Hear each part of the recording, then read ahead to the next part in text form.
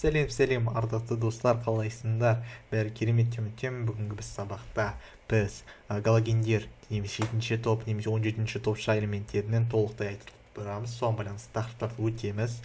Және де осы слайдты бәрі және де осыдағы қосылыстар атауы болсын, химия қосылыстары және де физика элементтерінің галогендері байланысты мен телеграм каналымда бар. Және осы жалпылама бірінші видео оқиды. Және де осы марафонның бірінші күні биоорганикаға байланысты, жалпы басқа да марафонның видеолар қарау үшін бұйырса алдағы биоорганика марафонға тіркелуді сұраймын.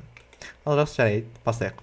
Жалпы бізде адам организмі үшін көптеген химия элементтер бар, олардың іштерінде нәрестегі химия құрамы микроэлемент және жалпы макроэлементтер деп айтылады.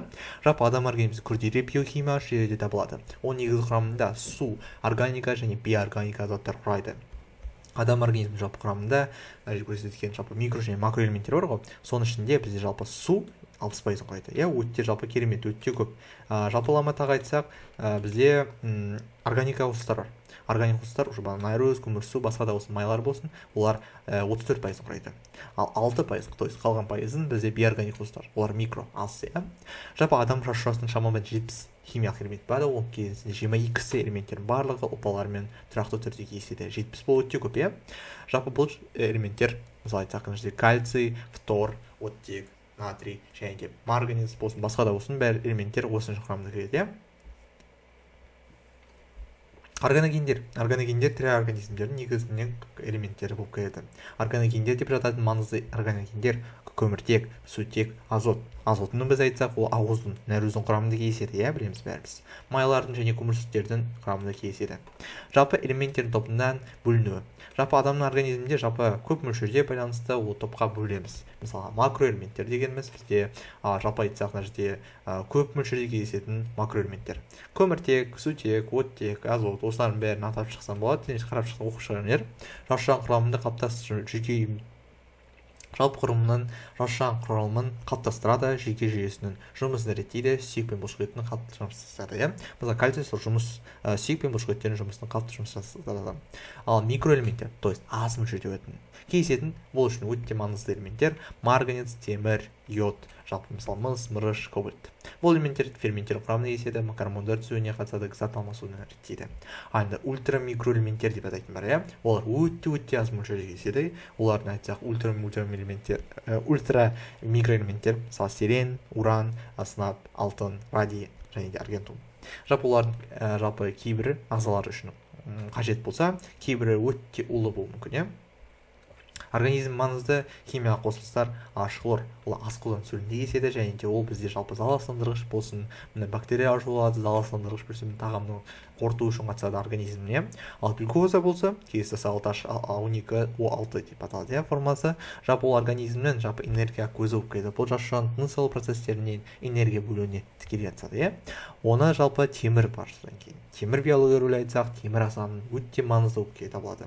Қан құрамында темір мөлшері жалпы 2,2 немесе 6 грамм болып келеді. Темір ионың қызметі гемоглобин құрамында кіреді және қан оттек тасымалдауына қатысады. Темір кіретін тағамдар мал бауыры мен бүйрегі, дәнді дақылдары қара уылдырық және кептірілген өрік болсын анар, жебе наны және де қара шоколад. Кальций рөлі. Кальций ағзаға өте маңызды макроэлемент болып бірі. Жалпы кальций сүйек түсінің құрамында кіреді, білеміз. Оны бұлшықеттің жиырылуына қатысады, жүйке импульстен реттейді. Кальций кездеседі, как не удивительно, сүт өнімдерде. Бала айтып кеткен болсын, сардина немесе албар балықтарда кездеседі, жасыл көкөністер мен ақ нанда кездеседі. Ағында элементтер жетіспеушілігінің белгілері қандай болады?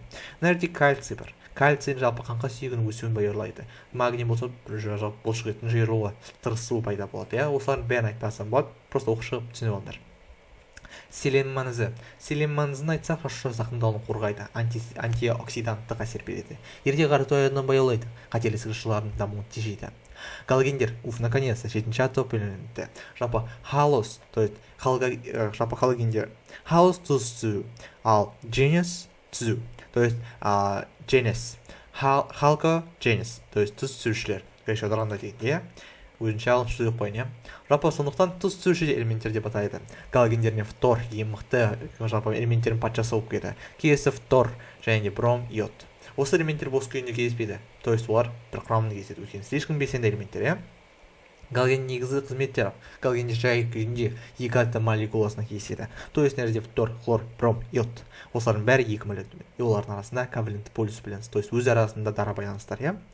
Галогендердің қасиеттерінің өзгеруі атом рөлін артқан сайын, то есть атом нөмірі арта бастайды. Мысалы хлорда бізде, фторда бізде 9 болса, ана жерде хлор йодқа керек етсе, бізде оның ядро заряды артады, электрон қабаты көбейеді, радиусы ұлғаяды және электрон төмендейді.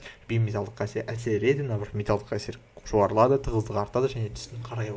То есть мына жерде бәрін түстерін сипаттап шығайық. Фтор солғын сары түсті газ. Хлор бізде, бұны көбіміз айтамыз, жасыл сары түсті газ. Бром қоңыр түсті сұйықтық. Бізде йод сұйық болады және де көбінесе сұйық болмайды, ол газ болады немесе қатты болады. Қатты кезде бізде қатты қара түсті жылтыр металл жылтыры бар. Соған байланысты, иә. Енді мынаны білуіміз керекпіз. Тотал дәрежелердің бәрін біліп шығамыз. Бірақ мына жерде қате кетті, өйткені фторда тек қана екі тотал дәрежесі, то есть -1 және де 0. Ал мына жерде хлор, йод, бром бәрінде осындай тотал дәрежесі кездеседі. Қате кетті мына жерде. Галогендер физикаға рөлі. Жалпы хлор ағзадағы жалпы натрий хлор түрінде ересек адам денесінде шамамен 200 грамм хлор болады. Ағзаның жалпы сөлінің құрамында тұз қышқылының түсу ас қорыту процесіне қатысады. Күнде тағам шамамен бізде 5 немесе 6 грамм ас тұзы қажет. Фтор тіс эмалінің құрамдарын нығайтады, тіс шегін алдын алады. Фтор көбінесе тіс пасталарының құрамында дейді. Магний фтор еді дегендей мысалы қосылыстарда кездеседі. Алдында фтордың жалпы артық мөлшері фтороз ауруына келеді. Бром қосылыстары ортақ жүйке жүйесінің құрылымының жұмысын зерттейді. Медициналық айтқыш ретінде дәрі-дәрмекте қолданады. Ал йод болса, білеміз, ол бізде теңіз балдырларын қабылдайды еді.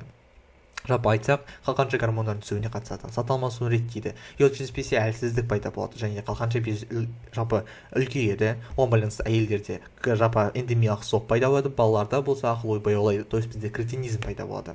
Йодтың негізгі көздері теңіз балдырлар, теңіз орам жапырақтары және де йодты тұздары. Есте сақта, тұз қышқылы, то есть ашқылыр сөлі құрамында болады, жалпы ас қорытуға қатысады, бактерияны жояды және асқазан сөлінің қышқылдарын тездетеді және де ас қорыту процестерін баяулатады.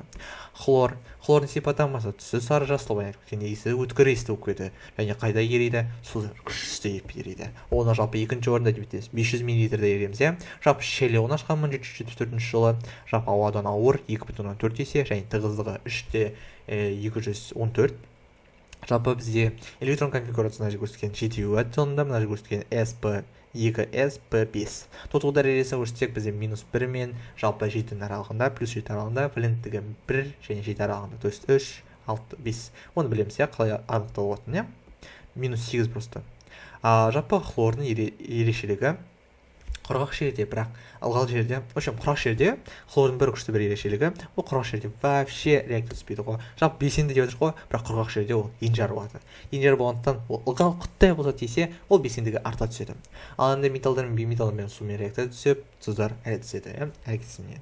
Ал хлордың алдын алу бұл өнеркәсіпте алады. Өнеркәсіпте бізде немесе натрий хлорид балқымасынан, немесе оның электролиз деп ерітіндісінен, жалпы бізде балқымасы болса бізде натрий және хлор түседі катод пен анодта. Ал жалпы бізде анод енді ерітіндісі болса бізде анодта бізде катодта бізде сутегі, анодта бізде хлор түседі және де қосымша натрий гидроксид түседі, су қосылғанда.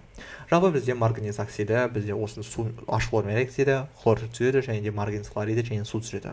Марганцовка, калий марганец O4. Ол жерде жаттау керек болады. Мына жаттайтын нәрсе достар, қараңдар. Хлор реакция түскенде бізде екі зат түседі. То есть хлор және су обязательно түседі. Инан металлға байланысты металл мен хлор реакция түсіп, металл хлориді және де солай түседі. Енді калий марганецті жаттау керек болады. То есть мына жерде екі металл түседі және де обязательно екі зат түседі. Мынаны екіні сразу алдына қою, екі алып қою ұмытпауымыз керекпіз. Енді мына жерде просто мынаны хлорид түседі. Ал мынаны, то есть бізде бертолий тұзы калий хлор O3 жалпы өзі хлормен реакция түседі, калий хлориді және де HCl және де хлор газы түседі, оны жаттаймыз. Хлордың химия қасиеттері және металдармен әрекеттесу нәтижесінде қоңыр түсті томба түзін түсіреді, темір хлориді және де мыс хлоридтері реакция түсіп, қоңыр түсті томба болады, бейметалмен әрекеттескенде олардың жердегі особо жаттау қажет жоқ шығар, түсінікті шығар деп ойлаймын. Любой заттарыма нанойны қытай түсіндіріп жіберейін. Темір хлоридпен әрекеттессе 3 валент болып кетеді, жалпы 2 валент болсын, басқа да болсын 3 валент болып кетеді. мысы эквивалентті болады. Ал енді қараңдар, енді бізде иодпен қосса ше, иодпен қосса темір уже эквивалентті болады. Үш валентті ол болмайды, ол просто жай реакция түскенде мысты да үстінде, мыс олмен просто реакция иодпен реакция түссе бір валентті болады. Ол белсендігіне байланысты, әлсіз белсендігіне байланысты. Енді суды хлорлау. Суды хлорлау бізде 1:3 қатынаста жүреді. Мына жерде көрсеткен бір оксидті және бір жалпы оксидсіз, то есть чисті өзі H хлор түсіреді. Осылай. И ол бізде салыстырғыш ағартқыш ретінде қолданады. Сумен реакция түсу арқылы. Жалпы бізде келесі бром нитратын жалпы тұздарын ыдырауы. Ығыстыруы. То есть бізде белсендігі төмен заттардың ығыстыруы әрекетінен. Және сілтік әрекет түсу. Осыны жаттауымыз керек достар. Өйткені ол ұбытты жиі кездесетін заттар. Су ерітіндісі реакция түскенде калий хлориді және су түседі. Екеуінде де калий хлориді және су түседі. То есть металл хлориді және де су түседі. Ал келесі оны тек қана тұздарын, оттек тұздарын жаттауымыз керек. Мысалы, мына жерде көрсетілген калий оксиді жалпы гипохлорид түседі. Калий гипохлориді ыстық ерітіндісінде бізде калий хлорид түседі көріп тұрғанда, иә. Осыны жаттасақ керемет еді. Немесе виртуалды тұзы. Сумен реакция хлорлау, мына айтқан суды құрамын тазарту, бактерия жою, иіс кетіру және суды мөлдірлендіру. Жалпы зиянды жақтарын айтсақ, хлор белсенді қосылыстар қаупі бар, хлороформ және триброметан сияқты концентрациялы қосылыстар түседі. Тері және тыныс алу жолдарын жалпы әсер етеді. Соған байланысты адам уланып қалуы мүмкін. Асқазан жүрек орталық жүйке жүйесінің зақымдалуына келуі мүмкін. Көп қасиерлі заттар бар, иә. Бірақ оның қасында көп жерде жақсы заттар бар. Жалпы қағаздарды ағарту, ақтау, пластинка өңдеу, полимерлер алу. Жалпы бізде улы химикаттар алу, химикаттық әдістері, ал тұз қышқылы, H хлор, химиялық реакцияны металдар өңдеу. Білеміз, оны? Енді предпоследний слайд. Бізде хлор сумен реакциясында дезинфекциялайды, синтез талшықтар резинке алуында өндіргесінде материалдар алу. Енді H хлор. Оны сипаттамасын күтейік. Түсі бізде түсі сұйықтық газ. Жалпы көбінесе H хлор бізде газ болып келеді. Соған байланысты осы жерде оны сұйық деп алады көбісі, бірақ на самом деле просто сулы ерітіндісімен реакция түскен арқылы бізде 500 мл бана 1 литрді 500 литр ериді көлемі. Соған байланысты солай болады. И жалпы ауаны бөлеміз, 29 минус 35-ті бөлеміз, просто 36-ны бөлеміз, 36,5-ті бөлеміз 29-ға. Соған байланысты 2,26 есе болады. Өткір есті өкпеді және тұз қышқыл ерітіндісі. Мынаны жаттау сендердің қолыңдарында. Ол бір негізді реакциямен ыдырау, металдармен реакция бет қосылып реакция түседі, сөйтіп жүретін реакциялар. Обязательно это база химия. Сапа реакцияны жаттау керекпіз, ол обязательно керек. Натрий хлориді және де аргентум NO3, то есть аргентумның еритін тұзы болу керек, жалпы ерітіндісі тұзы болу керек. Жалпы натрий хлорид реакция түседі, натрий хлорид аргентум алмасады, то есть мына жерде натрий NO3 түседі, то есть натрий нитраты және де бізде аргентум хлориді. Ол уже ақ түсті тұнба болып кетеді. Кейс аргентум тоже сапалы реакциялар бар. Броммен сарғыш тұнба болады, а жалпы иодпен бізде сары тұнба болады.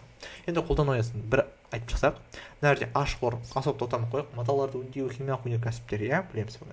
Натрий хлорид тамақ және консерватор ретінде. Ол бізде тұз ғой, бір сөзбен.